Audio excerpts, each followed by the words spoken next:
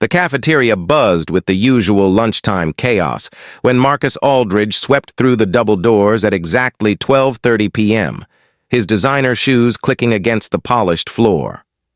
He barely glanced at the students scrambling to move out of his path, their eyes following the crisp lines of his $1,000 suit. Marcus was a legend at Riverside Academy, not for his academic achievements, but for his father's name emblazoned on 3 buildings across campus. Money spoke louder than grades here, and Marcus had learned to wield his wealth like a weapon. Elena Martinez sat alone at a corner table, her threadbare backpack resting against the chair leg. She'd chosen the spot deliberately, far from the noise, far from the scrutiny. Her scholarship had granted her entrance to this prestigious institution, but it hadn't provided her with the armor needed to deflect the whispers that followed her through the hallways. The other students noticed everything. Her second-hand uniform, her scuffed shoes, the way she brought lunch from home, instead of buying the overpriced meals from the cafeteria line.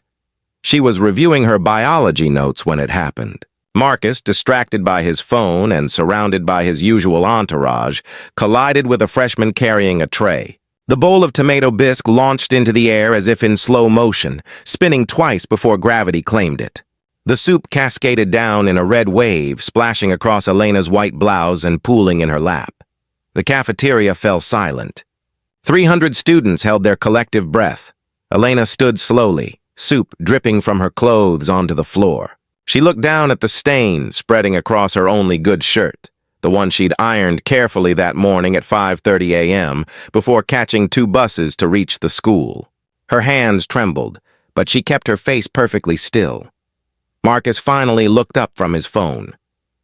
"Oh," he said, his tone flat and disinterested. "My bad." He turned to his friends, who were already snickering. "Someone should watch where they're standing, right?" "You weren't looking," Elena said quietly, her voice steady despite the heat rising in her cheeks. "You should apologize properly," Marcus's eyebrows shot up. In his world, people like Elena didn't speak back. They certainly didn't make demands. He stepped closer, his smile turning cruel. "Do you know who I am? My father donated the entire science wing. This school exists because of my family's generosity." He gestured dismissively at her stained clothes. "Send me the dry cleaning bill."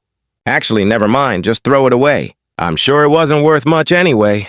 His friends laughed louder now. Someone pulled out a phone to record.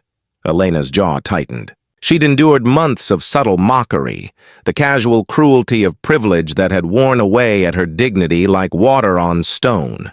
But something in Marcus's eyes, that absolute certainty that he was untouchable, finally broke through her carefully maintained composure. "You think your father's money makes you special?" she asked, her voice carrying across the silent cafeteria. "You think it gives you the right to treat people like they're invisible?"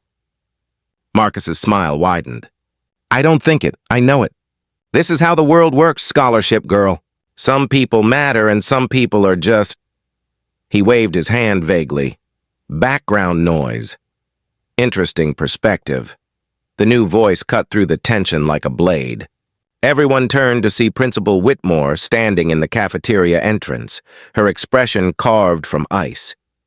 Beside her stood a man in an impeccable gray suit, his salt and pepper hair swept back, his eyes scanning the room with quiet authority. Marcus paled slightly but recovered quickly.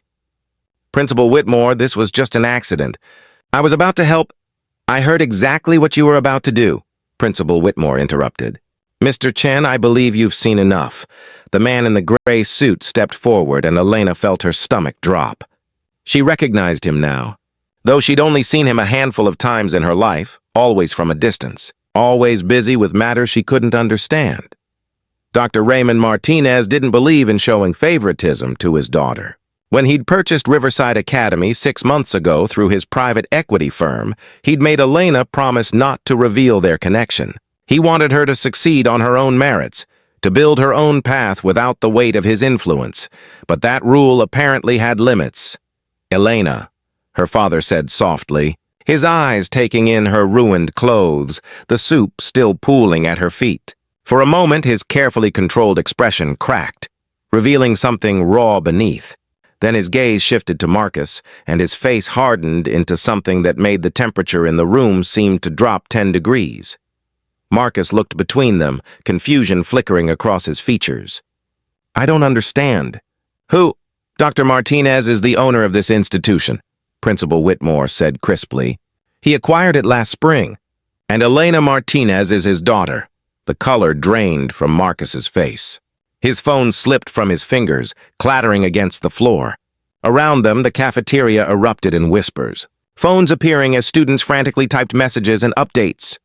"Mr. Aldridge," Dr. Martinez said, his voice quiet but somehow filling the entire space. "Your father's name is on several buildings here." His donations were generous, but they were made to the previous owners, not to me. And they certainly don't purchase the right to humiliate my daughter or anyone else in this school.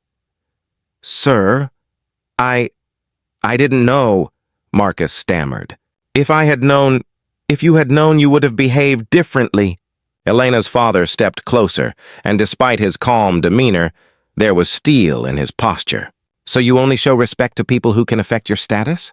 "That's precisely the problem, Mr. Aldridge." Elena watched as her father's hand rested gently on her shoulder. She'd kept his secret for months, endured the isolation and mockery because he'd asked her to prove herself without his shadow. But now, seeing him here, seeing the way he looked at her with such fierce protection, she understood that some things mattered more than lessons in independence. "Elena," her father said, turning to her, "I'm sorry I asked you to hide who you are. I thought I was teaching you resilience, but I was wrong. You should never have to diminish yourself to fit into spaces you already belong in." Tears pricked her eyes, but she blinked them back. "I wanted to make it on my own," she whispered. "You have," he said firmly. "Your grades are exemplary. Your teachers praise your work. You've earned your place here a dozen times over. That has nothing to do with me and everything to do with you." He turned back to Marcus, who looked like he wanted the polished floor to swallow him whole. "You'll write a formal apology to Elena. You'll also spend the next 3 months volunteering at the community center downtown, where you'll learn that a person's worth has nothing to do with their bank account. And you'll complete a course on respect and ethics that I'm implementing for all students, starting with you." "My father will hear about this," Marcus said, though his voice had lost all its earlier confidence. "I look forward to the conversation," Dr. Martinez replied coolly. "In fact, I'll call him myself at 3 p.m. today. Principal Whitmore, please ensure Mr. Aldridge makes it to my office at 3:15 p.m. As Principal Whitmore nodded and led a shell-shocked Marcus away, the other students began to disperse, their whispers now carrying a different tone. Elena felt dozens of eyes on her, but they no longer held contempt. Instead, she saw curiosity, respect, and in some cases, fear. Her father handed her his jacket. "Cover yourself. We'll get you home to change." As they walked toward the exit, Elena noticed something remarkable. Students moved aside, not with the resentful submission they'd shown Marcus, but with genuine respect. A girl from her chemistry class smiled tentatively. A boy she'd never spoken to nodded in approval. "Dad," Elena said as they stepped into the sunlight at 1:45 p.m., "did you know what was happening before today?" He paused, his expression softening. "Principal Whitmore kept me informed. I was waiting to see if you'd tell me yourself. When you didn't, I realized I'd made a mistake. I shouldn't have asked you to carry that burden alone." Elena pulled his jacket tighter around her shoulders. It smelled like his office, paper and old books and the faint hint of coffee. "What happens now?